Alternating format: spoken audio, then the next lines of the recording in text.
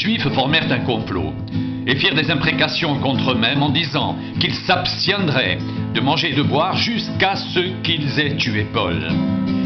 Ceux qui formèrent ce complot étaient plus de 40, et ils allèrent trouver les principaux sacrificateurs et les anciens auxquels ils dirent: nous nous sommes engagés, avec des imprécations contre nous-mêmes, à ne rien manger jusqu'à ce que nous ayons tué Paul. Vous donc maintenant, adressez-vous avec le Sanhédrin au tribun, pour qu'il l'amène devant vous, comme si vous vouliez examiner sa cause plus exactement. Et nous, avant qu'il approche, nous sommes prêts à le tuer. Le fils de la sœur de Paul, ayant eu connaissance du guet-apens, alla dans la forteresse en informer Paul. Paul appela l'un des centeniers et dit: mène ce jeune homme vers le tribun, car il a quelque chose à lui rapporter. Le centenier prit le jeune homme avec lui, le conduisit vers le tribun et dit: le prisonnier Paul m'a appelé et il m'a prié de t'amener ce jeune homme qui a quelque chose à te dire. Le tribun, prenant le jeune homme par la main et se retirant à l'écart, lui demanda: qu'as-tu à m'annoncer? Il répondit: les Juifs ont convenu de te prier d'amener Paul demain devant le Sanhédrin, comme si tu devais t'enquérir de lui plus exactement. Ne les écoute pas, car plus de 40 d'entre eux lui dressent un guet-apens et se sont engagés avec des imprécations contre eux-mêmes à ne rien manger ni boire jusqu'à ce qu'il l'ait tué. Maintenant ils sont prêts et n'attendent que ton consentement. Le tribun renvoya le jeune homme, après lui avoir recommandé de ne parler à personne de ce rapport qu'il lui avait fait. Ensuite, il appela 2 des centeniers et dit: tenez-vous prêts, dès la 3e heure de la nuit, 200 soldats, 70 cavaliers et 200 archers pour aller jusqu'à Césarée. Qu'il y ait aussi des montures pour Paul, afin qu'on le mène sain et sauf au gouverneur Félix. Il écrivit une lettre ainsi conçue: Claude Lysias, au très excellent gouverneur Félix, salut. Cet homme dont les Juifs s'étaient saisis allait être tué par eux. Lorsque je survins avec des soldats et le leur enlevai, ayant appris qu'il était romain. Voulant connaître le motif pour lequel il accusait, je l'amenai devant leur Sanhédrin.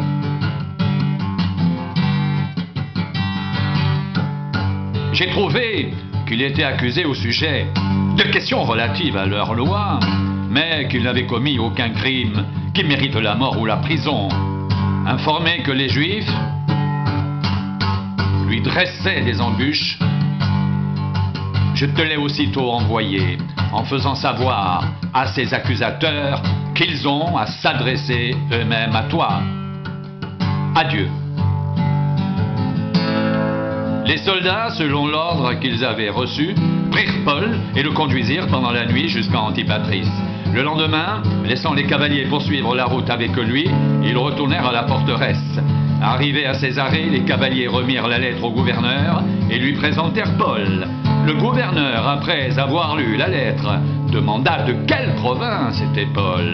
Ayant appris qu'il était de la Cilicie, « Je t'entendrai, dit-il, quand tes accusateurs seront venus. » Et il ordonna qu'on le garde dans le prétoire d'Hérode.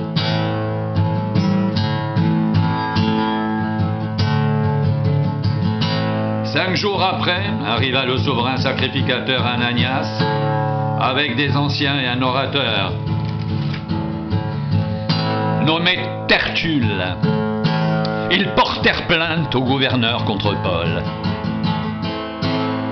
Paul fut appelé et Tertulle se mit à l'accuser en ces termes: « Très excellent Félix, tu nous fais jouir d'une paix profonde et cette nation a obtenu de salutaires réformes par tes soins prévoyants. C'est ce que nous reconnaissons en tout et partout avec une entière gratitude. Mais pour ne pas te tenir davantage, je te prie d'écouter, dans ta bonté, ce que nous avons à dire en peu de mots. Nous avons trouvé cet homme qui est une peste, qui excite des divisions parmi tous les juifs du monde, qui est chef de la secte des Nazaréens, et qui même a tenté de profaner le temple. Et nous l'avons arrêté. Nous avons voulu le juger selon notre loi. Mais le tribun Lysias étant arrivé, l'a arraché de nos mains avec une grande violence, en ordonnant à ses accusateurs de venir devant toi. Tu pourras toi-même, en l'interrogeant, apprendre de lui tout ce dont nous l'accusons.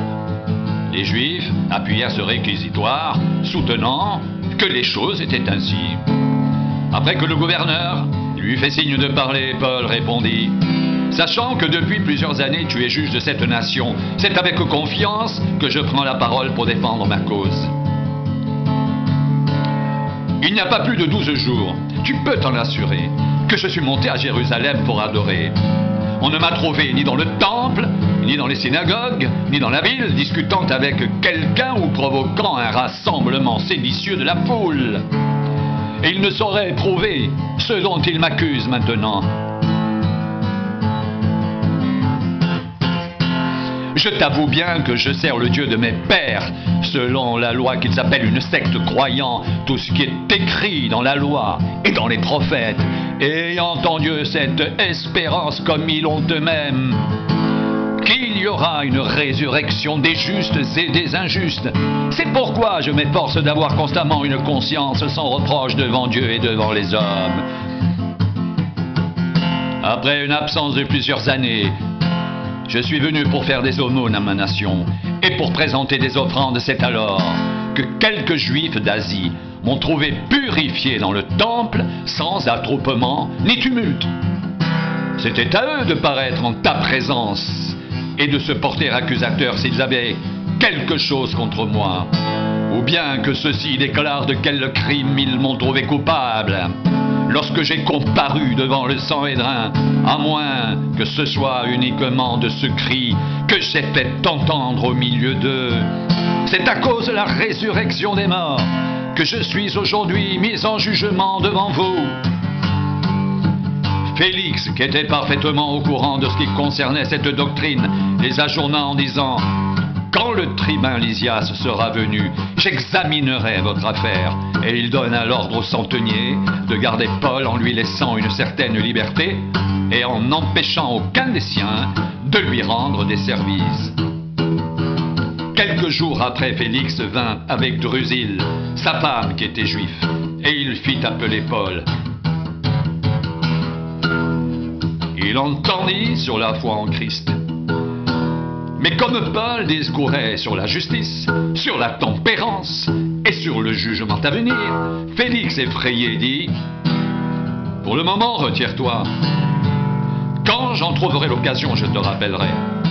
Il espérait en même temps que Paul lui donnerait de l'argent. Aussi l'envoyait-il chercher assez fréquemment pour s'entretenir avec lui. 2 ans s'écoulèrent ainsi, et Félix eut pour successeur Porcius Festus. Dans le désir de plaire aux Juifs, Félix laissa Paul en prison. Festus étant arrivé dans la province, monta 3 jours après de Césarée à Jérusalem. Les principaux sacrificateurs et les principaux d'entre les Juifs portèrent plainte contre Paul devant lui. Ils firent des instances auprès de lui, et dans des vues hostiles, lui demandèrent comme une faveur qu'il le fasse venir à Jérusalem.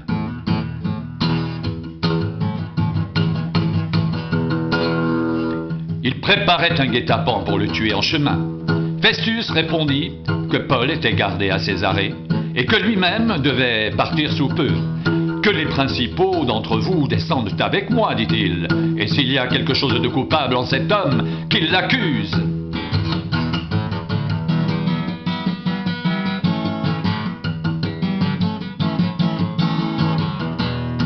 Festus ne passa que 8 à 10 jours parmi eux. Puis il descendit à Césarée. Le lendemain, siégeant au tribunal, il donna l'ordre qu'on emmène Paul. Quand il fut arrivé, les Juifs, qui étaient venus de Jérusalem, l'entourèrent et portèrent contre lui de nombreuses et graves accusations qu'il n'était pas en état de prouver.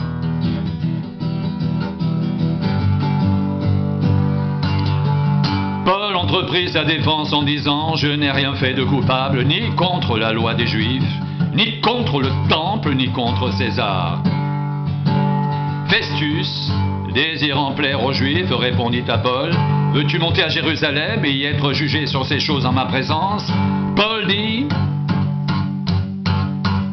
C'est devant le tribunal de César que je comparais. C'est là que je dois être jugé. Je n'ai fait aucun tort aux Juifs, comme tu le sais fort bien. Si j'ai commis quelque injustice ou quelque crime digne de mort, je ne refuse pas de mourir. Mais si les choses dont ils m'accusent sont fausses, personne n'a le droit de me livrer à eux. J'en appelle à César. » Alors Festus, après avoir délibéré avec le conseil, répondit « Tu en as appelé à César, tu iras devant César. » Quelques jours après, le roi Agrippa et Bérénice arrivèrent à Césarée pour saluer Festus. Comme ils passèrent là plusieurs jours, Festus exposa au roi l'affaire de Paul et dit « Félix a laissé prisonnier un homme contre lequel, lorsque j'étais à Jérusalem, les principaux sacrificateurs et les anciens des Juifs ont porté plainte en demandant sa condamnation.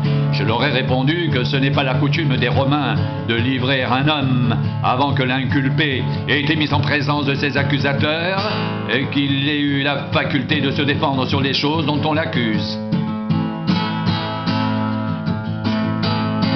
Ils sont donc venus ici, et sans différer.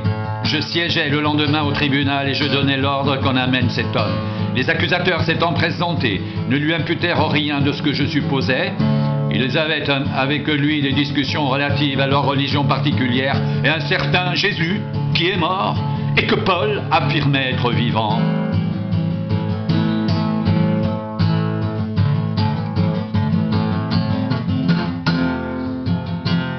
Ne sachant quel parti prendre dans ce débat, je lui demandais s'il voulait aller à Jérusalem et y être jugé sur ces choses.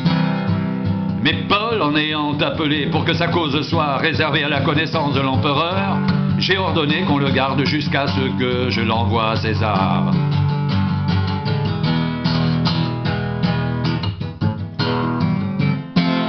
Agrippa dit à Festus « Je voudrais aussi entendre cet homme. »« Demain, répondit Festus, tu l'entendras. » Le lendemain donc, Agrippa et Bérénice vinrent en grande pompe et entrèrent dans la salle d'audience avec les tribuns et les principaux de la ville. Sur l'ordre de Festus, Paul fut amené. Alors Festus dit « Roi Agrippa, et vous tous qui êtes présents avec nous, vous voyez cet homme au sujet duquel toute la multitude des Juifs s'est adressée à moi, soit à Jérusalem, soit ici, en s'écriant qu'il ne devait plus vivre. Pour moi, ayant reconnu qu'il n'a rien fait qui mérite la mort, et lui-même en ayant appelé à l'empereur, j'ai résolu de le faire partir. Je n'ai rien de certain à écrire à l'empereur sur son compte. C'est pourquoi je l'ai fait paraître devant vous, et surtout devant toi, roi Agrippa, afin de savoir qu'écrire après qu'il aura été examiné, car il me semble absurde d'envoyer un prisonnier sans indiquer de quoi on l'accuse. Agrippa dit à Paul, il t'est permis de parler pour ta défense. Et Paul, ayant étendu la main, se justifia en ces termes. Je m'estime heureux, roi Agrippa, d'avoir aujourd'hui à me justifier devant toi de toutes les choses dont je suis accusé par les Juifs, car tu connais parfaitement leurs coutumes et leurs discussions. Je te prie donc de m'écouter avec patience. Ma vie, dès les premiers temps de ma jeunesse, est connue de tous les Juifs, puisqu'elle s'est passée à Jérusalem, au milieu de ma nation. Ils savent depuis longtemps, s'ils veulent le déclarer, que j'ai vécu en pharisien selon la secte la plus rigide de notre religion. Et maintenant, je suis mis en jugement parce que j'espère l'accomplissement de la promesse que Dieu a faite à nos pères et à laquelle aspirent nos 12 tribus qui servent Dieu continuellement nuit et jour. C'est pour cette espérance, ô roi, que je suis accusé par des Juifs. Quoi? Vous semble-t-il incroyable que Dieu ressuscite les morts? Pour moi, j'avais cru devoir agir vigoureusement contre le nom de Jésus de Nazareth. C'est ce que j'ai fait à Jérusalem. J'ai jeté en prison plusieurs des saints. Ayant reçu ce pouvoir des principaux sacrificateurs, et quand on les mettait à mort, je joignais mon suffrage à celui des autres. Je les ai souvent châtiés dans toutes les synagogues, et je les forçais à blasphémer. Dans mes excès de fureur contre eux, je les persécutais même jusque dans les villes étrangères. C'est dans ce but que je me rendis à Damas avec l'autorisation et la permission des principaux sacrificateurs. Vers le milieu du jour, ô roi, je vis en chemin resplendir autour de moi et de mes compagnons une lumière venant du ciel et dont l'éclat surpassait celui du soleil. Nous tombâmes tous par terre. Et j'entendis une voix qui me disait en langue hébraïque: « Saul, Saul, pourquoi me persécutes-tu? Il te serait dur de regimber contre les aiguillons. » Je répondis: « Qui es-tu, Seigneur? » Et le Seigneur dit: « Je suis Jésus que tu persécutes.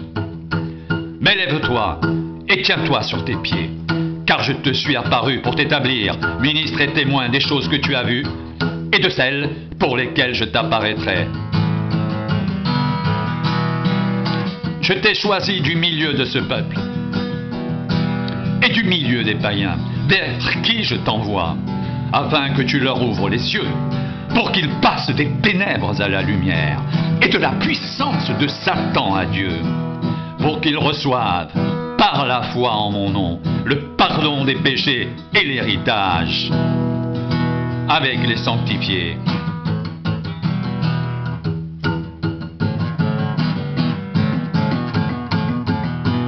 En conséquence, roi Agrippa, je n'ai point résisté à la vision céleste.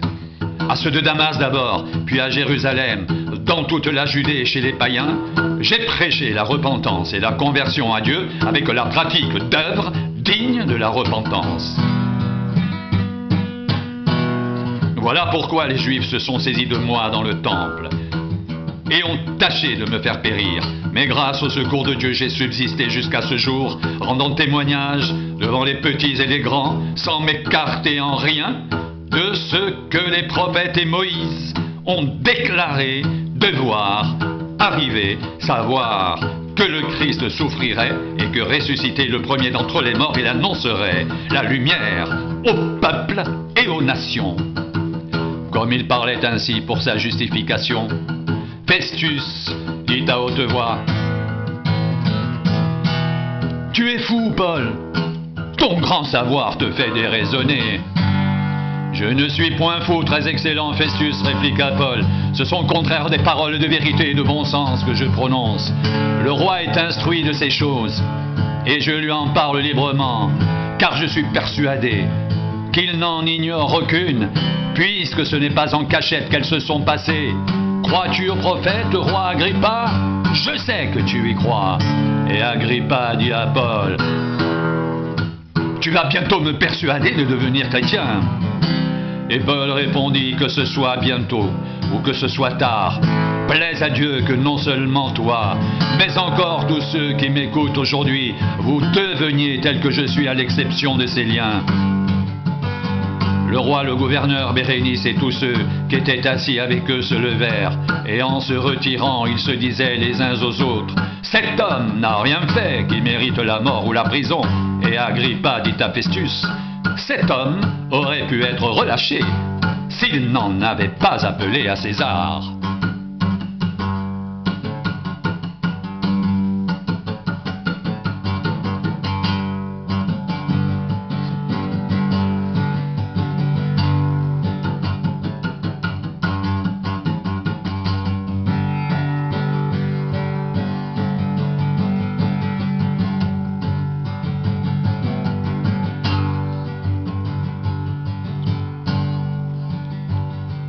Je t'ai choisi du milieu de ce peuple et du milieu des païens vers qui je t'envoie, afin que tu leur ouvres les yeux, pour qu'ils passent des ténèbres à la lumière et de la puissance de Satan à Dieu, pour qu'ils reçoivent par la foi en moi le pardon des péchés et l'héritage avec les sanctifiés.